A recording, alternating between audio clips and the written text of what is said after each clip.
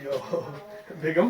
कहिड़ा हाल ख़ुशि आहे अल्लाह जो शुक्र आहे। ॾाढो मोबाइल थी हलाए सफ़ा हिन में जो नज़रूं थी विझे ॾसां ॾिसई कोन ना ना अहिड़ी ॻाल्हि न मां भला तुंहिंजो कहिड़ो गुनाह कयो आहे सॼो ॾींहुं कमाया लोड़िया रस्तनि ते विया मसे मसे जे भर में थी वियारे ॿियो ॿुधाए मानी मानी आहे घर में टोको रोको रखियो थी या को सफ़ा आसरो ई कोन्हे न तबियत सही न आहे मुंहिंजी। अल्लाह तुंहिंजी तबियत सही न आहे छा थियो आहे अड़ी मुंहिंजी गुॾड़ी मुंहिंजी सोणी कहिड़ी इश्क जी शादी कयूं थियो छा आहे ॿुधाए त दुनिया जा सभु डॉक्टर गॾु थो कयां न मूंखे लॻे थो हाणे मां मरी वेंदमि कुझु टाइम अड़ी मरनि तुंहिंजा ते दुश्मन तूं छो मरंदी चरी थी छा पर इहो तूं मरण जो सोचियो छा थियो आहे तोखे जो तूं मरण जा प्लान वेठी थी ठाहीं तबियत कल्ह खां ख़राबु आहे इलाही। घणनि ॾींहंनि में मरण जो न अहिड़ो मसइलो न आहे पर इहो माना छा मसइलो उथ त हलूं न डॉक्टर खमीसे ॾे न बसि न पर मसइलो ॿुधाए त सही न डॉक्टर ॾे बि कोन थी हले परेशान बि वेठी आहियां मरे बि नथी ओ न माफ़ कजांइ मरे बि कोन थी न भुली थो वञा घड़ी घड़ी इहो ॿुधाए त आख़िर छा कयां मां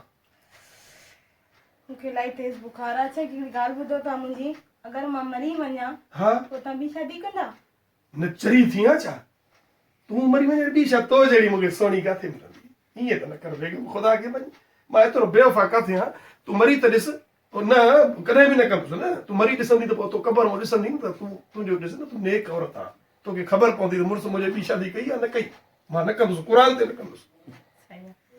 पहिरीं ॻाल्हि त तव्हां मुंहिंजे मरण खां पोइ ॿी शादी न कयो। हा वरी ॿी ॻाल्हि हीअ आहे त अगरि मां मरी वञा हा। पोइ मुंहिंजा कपिड़ा 20 साल के न पाराइजे अगरि तूं शादी करे त पोइ न बेगम कॾहिं बि न चरियो आहे त ॿी ज़ाल खे कपिड़ा तुंहिंजा पारींदुसि हूअं बि ख़बर थी तुंहिंजे जेके कपिड़े जी साइज़ आहे फर्ज़ाना खे पूरा न ईंदा फरज़ाना हे फरज़ाना केरु आहे? कहिड़ी फर्ज़ाना भेण आहे मुंहिंजी पाड़े में खीर जो गिलास डेली पीआरींदी आहे